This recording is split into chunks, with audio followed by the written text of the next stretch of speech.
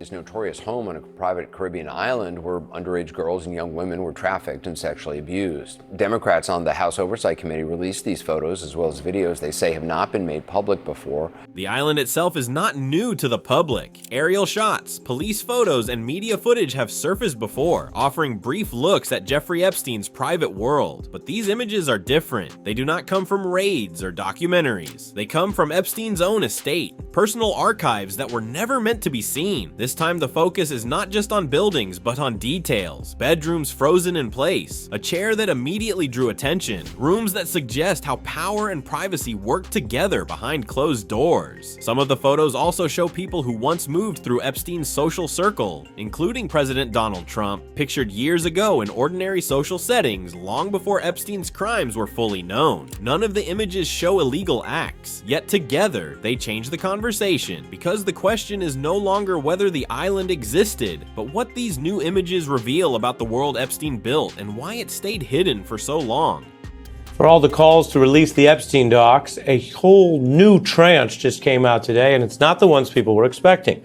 Bloomberg got 18,000 leaked emails. These have never been public before. Jeffrey Epstein became one of the most disturbing figures of recent history, not only because of his crimes, but because of how long he avoided real scrutiny. For years, he lived as a wealthy financier surrounded by influence, money, and access to powerful circles across politics, business, and entertainment. His private island, Little St. James, has never been completely hidden. After Epstein's arrest, law enforcement photos from FBI and Virgin Islands searches were made public. Media investigations later aired aerial footage, interior walkthroughs, and still images from the island. Court cases also introduced selected photos as evidence, and even real estate listings after Epstein's death revealed parts of the property. But those earlier images had a clear purpose. They documented locations, they showed layouts, they focused on structures and evidence. The newly released photos are different. These images come from Epstein's personal estate archives, not just law enforcement records. They were not presented in court, broadcast in documentaries, or prepared for public viewing. Instead, they capture personal, social, and contextual details. Who was around Epstein, how spaces were arranged, and what objects were present inside his private world. Some of the images show Epstein in social settings with influential figures from past decades, including President Donald Trump, photographed long before Epstein's crimes were widely known. The photos do not show illegal activity, but they reveal how comfortably Epstein moved among power at the time. This shift matters. The controversy today is not about discovering the island for the first time. It is about how these newly surfaced images add social meaning to what was already known, and why so much context remained unseen for so long. Pictures not seen before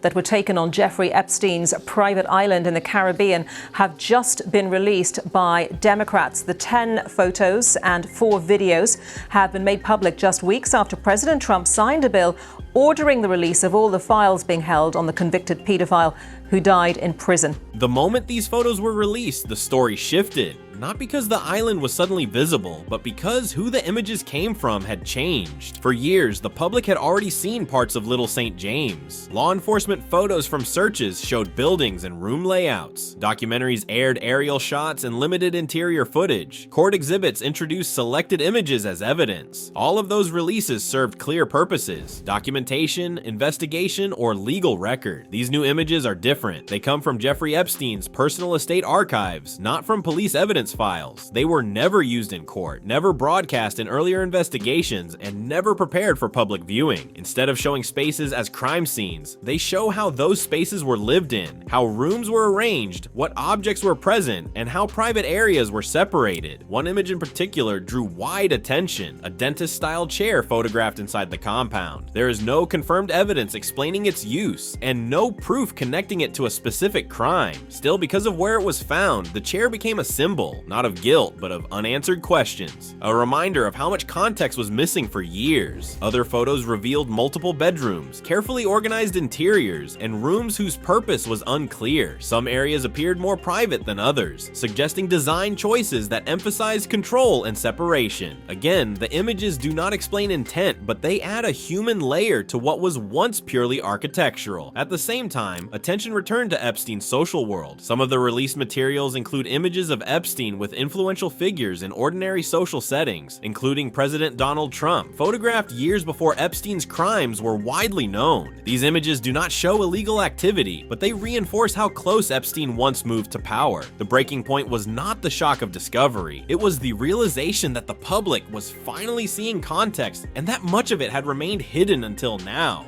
The fallout did not begin because the island was suddenly revealed. It began because the meaning of what people were seeing had changed. Earlier images of Little St. James were familiar to investigators and the public alike. Law enforcement photos documented rooms and evidence layouts. Media reports showed aerial footage and limited interiors. Court exhibits and auction listings offered brief, controlled views. Those images explained where things were, not how Epstein's world functioned. The newly released estate photos shifted that focus. Because these images came from Epstein's personal archives, they felt more intimate. They showed lived-in spaces rather than processed evidence. Objects were not labeled. Rooms were not framed as crime scenes. Instead, the photos captured private environments as Epstein left them, and that difference changed how people reacted. Victims' advocates responded carefully. Many supported transparency, but warned that focusing on objects or layouts without context could distract from survivor stories. For some, the images confirmed what they had described for years. For others, the attention risked reopening trauma without offering new accountability. Politically, the reaction was tense. Lawmakers argued over which images were released and why. Some accused others of shaping narratives through selective disclosure. Supporters said the releases were necessary to understand the full scope of Epstein's world. Critics warned that social interpretation could easily slide into speculation. Photos showing Epstein in social settings with influential figures added another layer. Images of President Donald Trump, taken years ago alongside Epstein, circulated again, as did photos of other powerful individuals. None of these images show illegal activity. Still, they renewed public discussion about how easily Epstein moved within elite circles before his crimes were exposed. Culturally, the response spread beyond politics. Commentary ranged from serious reflection to inappropriate humor, prompting backlash from those who felt the material deserved restraint. The fallout was not about discovery, it was about reinterpretation, and the uneasy realization that context can change everything, even years later. This moment is not really about discovering new places or shocking visuals. It is about understanding how context changes meaning. For years, images of Little St. James existed in the public record. They showed buildings, rooms, and evidence layouts. Their purpose was practical, to document and investigate. What they did not show was how Epstein's world actually functioned on a personal level. The newly released photos changed that, not by revealing new crimes, but by revealing everyday reality. Because they come from Epstein's personal estate archives, the images feel less like evidence and more like private documentation. They show how rooms were arranged, how objects were placed, and how certain areas were separated from others. This adds social and psychological context that earlier images did not provide. This distinction matters. Evidence photos are designed to inform investigators. Estate photos reflect lifestyle, control, and routine. They offer clues about how power operated quietly, without needing to be explained or justified. The renewed attention on Epstein's social circle follows the same pattern. Images of him with influential figures, including President Donald Trump, photographed in social settings years before Epstein's crimes were widely known, do not prove wrongdoing, but they remind the public how easily Epstein moved within elite spaces without raising alarms. The issue is not guilt by association, but comfort with proximity. Another important layer is restraint. There is a growing understanding that showing more does not always mean knowing more. Without careful framing, images can invite speculation rather than clarity. This is why many legal experts and advocates emphasize redactions and limits. The real failure exposed here is not visual, it is systemic. Epstein's world existed openly enough to be photographed, documented, and archived, yet serious action came far too late. These images do not deliver answers. They reveal how much was already visible and how much was still ignored. What comes next is not about uncovering a hidden island. It is about deciding how much context the public is meant to see and how responsibly it will be handled. Thousands of Epstein-related images still exist within estate archives and government records. Lawmakers and courts will continue deciding which materials can be released and which must remain protected. Many images may never become public, not because they hide wrongdoing, but because releasing them could harm victims or invite misinterpretation without adding real clarity. Future disclosure disclosures, if they happen, are likely to follow the same pattern: limited, carefully reviewed, and heavily redacted. The focus will remain on transparency balanced against privacy, a tension that has defined the Epstein case from the beginning. Politically, the images will continue to resurface during moments of public debate. Photos of Epstein with influential figures, including President Donald Trump, taken years ago in social settings, will likely be referenced again. As before, these images do not show illegal acts, but they will remain part of discussions about proximity to power, judgment, and responsibility. For journalists and media outlets, the path forward carries weight. These images can be used to add understanding, nor to create noise. The difference will depend on whether coverage explains what is new about the material or simply repeats what has already been seen without context. For the public, the next phase requires restraint. Seeing more images does not automatically bring justice. Understanding comes from careful framing, patience, and attention to facts rather than speculation. The Epstein case is no longer about revelation, it is about reflection, and whether institutions, media, and viewers can handle difficult truth without turning it into spectacle.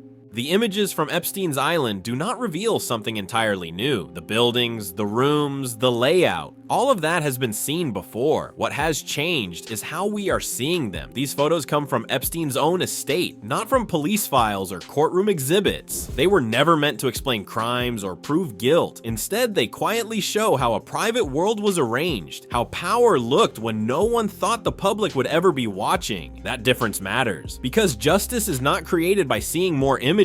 It comes from understanding what those images represent and what they failed to stop. Transparency without care can easily turn into distraction. Context, not shock, is what leads to accountability. The danger now is not ignorance, but misinterpretation. When images are stripped of explanation, they invite speculation rather than truth. This is why restraint is as important as disclosure, especially when real victims remain at the center of the story.